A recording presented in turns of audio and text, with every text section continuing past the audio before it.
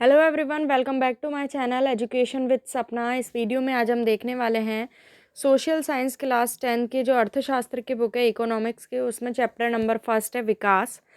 आज हम इस चैप्टर के क्वेश्चन आंसर्स देखेंगे इस वीडियो में। तो चलिए शुरू करते हैं इस वीडियो को। इससे पहले चैनल पे अगर आप नए हैं, पहली बार देख रहे हैं वीडियो को, तो चैनल को सब्सक्राइब जरूर कर लीजिए। साथ ही में बेल आइकन को प्रेस कीजिए जिससे आने वाली नेक्स्ट वीडियो की नोटिफिकेशन आप तक तुरंत पहुँच सके। साथ ही साथ वीडियो को लाइक और शेयर जरूर करें। तो चलिए शुरू करते हैं। सबसे फर्स्ट है, सामान्यतः किसी देश का विकास किस आधार पर निर्धारित किया जा सकता है। किसी भी देश का जो विकास है वो किस आधार पर निर्धारित किया जा सकेगा। इसमें चार ऑप्शन आपको दे रखे हैं। प्रति व्यक्ति आय, औसत साक्षरता स्तर, लोगों की स्वास्थ्य स्थिति। तो इसमें जो करेक्ट आंसर हो जाएगा वो फोर्थ वाला हो जाएगा, उपयुक्त सभी। सेकंड क्वेश्चन, निम्नलिखित पड़ोसी देशों में से मानव विकास के लिहाज से किस देश की स्थिति जो है भारत से बेहतर है। मानव विकास के लिहाज से पूछी गई है स्थिति। तो इसमें भी चार ऑप्शन है, बांग्लादेश, श्रीलंका, नेपाल और पाकिस्तान। तो इसमें करेक्ट आंसर हो जाएगा श्रीलंका। थर्ड है, मान लीजिए कि एक देश में 4 परिवार हैं। इन परिवारों की प्रति व्यक्ति आय 5,000 रुपये है। अगर 3 परिवारों की आय क्रमशः 4,000, 7,000 और 3,000 रुपये है तो चौथे परिवार की आय क्या है। इसमें ऑप्शन दे रखा है 7,500, 3,000, 2,000 या 6,000। तो इसमें करेक्ट आंसर हो जाएगा आपका 6,000। क्वेश्चन नंबर फोर्थ, विश्व बैंक विभिन्न वर्गों का वर्गीकरण करने के लिए किस प्रमुख मापदंड का प्रयोग करता है। इस मापदंड की अगर कोई सीमाएं हैं तो सीमाएं क्या हैं। तो देखिए, विश्व बैंक जो होता है वो विभिन्न वर्गों का वर्गीकरण करने के लिए प्रति व्यक्ति आय के मापदंड का क्या करता है, प्रयोग करता है, उसी को काम में लाता है। विश्व बैंक ने प्रति व्यक्ति आय के आधार पर देशों को समृद्ध एवं निम्न आय वर्गों में बांटा है।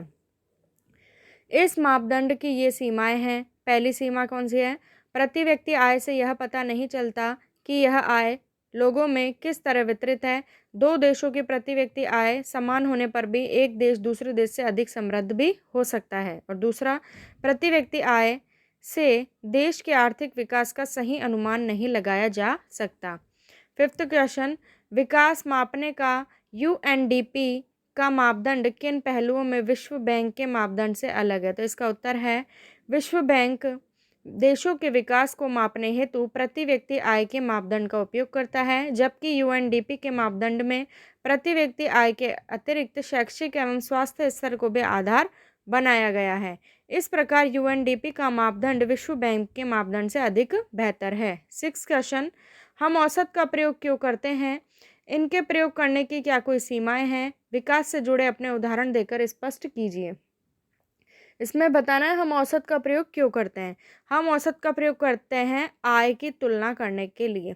एक देश के लोग दूसरे देशों के लोगों से कितने बेहतर हैं, इसके लिए हम औसत आय की तुलना करते हैं, जो कि विभिन्न देशों में जनसंख्या की भिन्नता के कारण कुल आय तुलना करने का उपयुक्त मापदंड नहीं होता है। औसत आय अधिक उपयुक्त मापदंड है।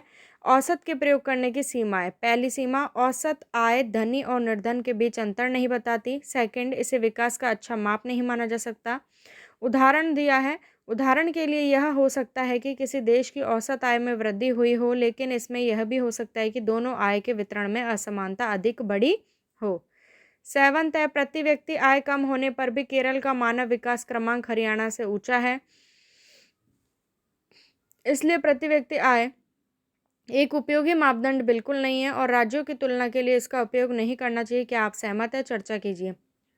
इसका उत्तर हो जाएगा, प्राय राज्यों की तुलना प्रति व्यक्ति आय के आधार पर की जाती है, किंतु प्रति व्यक्ति आय के आधार पर मानव विकास का सही माप नहीं किया जा सकता, क्योंकि केवल प्रति व्यक्ति आय के आधार पर ही मानव विकास को ज्ञात नहीं किया जा सकता। सेकंड है, शिक्षा का स्तर, स्वास्थ्य सेवाओं का स्तर, निर्धनता, सामाजिक सुविधाएं आदि मानव विकास के अन्य भी महत्वपूर्ण कारक हैं। इन कारकों पर भी क्या करना पड़ता है, ध्यान देना पड़ता है। थर्ड है, केरल में लिंगानुपात हरियाणा की तुलना में बहुत बेहतर है। साथ ही केरल में सामाजिक सुविधाएं भी हरियाणा से अधिक हैं।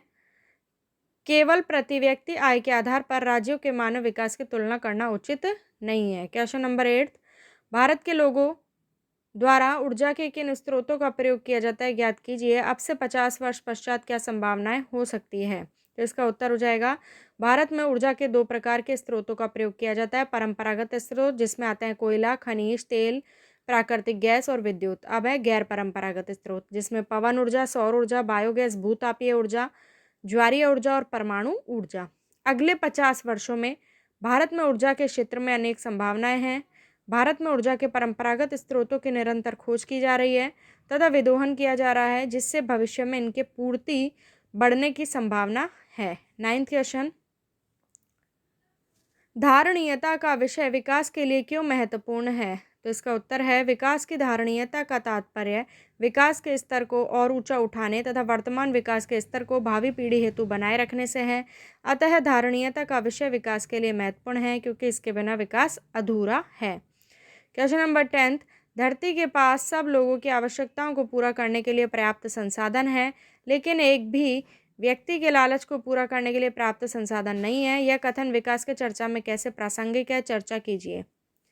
उपयुक्त कथन विकास की चर्चा में काफ़ी प्रासंगिक है। धरती पर अनेक प्रकार के प्राकृतिक संसाधन उपलब्ध है तथा वह धरती पर निवास करने वाले लोगों के लिए पर्याप्त है, किंतु व्यक्तिगत लालच अथवा स्वार्थ के कारण लोग अपनी आवश्यकता से अधिक संसाधनों की मांग करते हैं। ऐसे संसाधनों का विवेकपूर्ण ढंग से क्या नहीं हो पाता? उपयोग नहीं हो पाता। विवेकपूर्ण मतलब बुद्धि से उपयोग नहीं हो पाता।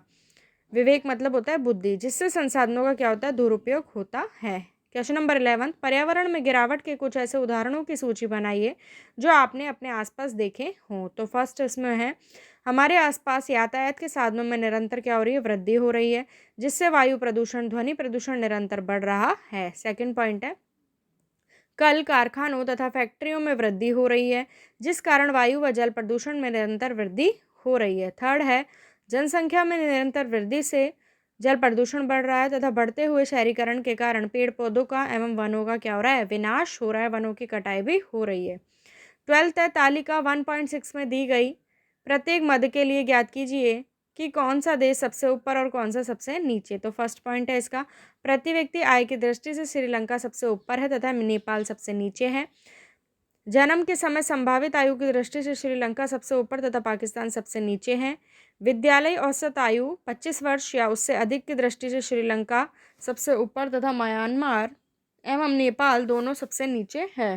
फोर्थ है, विश्व में मानव विकास सूचकांक के क्रमांक की दृष्टि से श्रीलंका सबसे ऊपर तथा पाकिस्तान सबसे नीचे है। तो ये थे इस चैप्टर के क्वेश्चन आंसर। इसके अलावा आपको मेरे चैनल पे हिंदी, संस्कृत, इन सब्जेक्ट्स के भी क्वेश्चन आंसर जो है मिल जाएंगे। और जो एसएसटी में आपकी और भी बुक्स हैं, पॉलिटिकल साइंस की है, हिस्ट्री की है, ज्योग्राफी की है, इनके क्वेश्चन आंसर पहले से ही आपको मेरे चैनल पे मिल जाएंगे। प्लेलिस्ट बनी हुई है सभी सब्जेक्ट्स के अलग अलग, तो आप चेकआउट कर सकते हैं। चैनल पे नए हैं तो सब्सक्राइब जरूर कीजिए, साथ ही साथ वीडियो को लाइक कीजिए और शेयर कीजिए। मिलती हूँ नेक्स्ट वीडियो में। Thank you.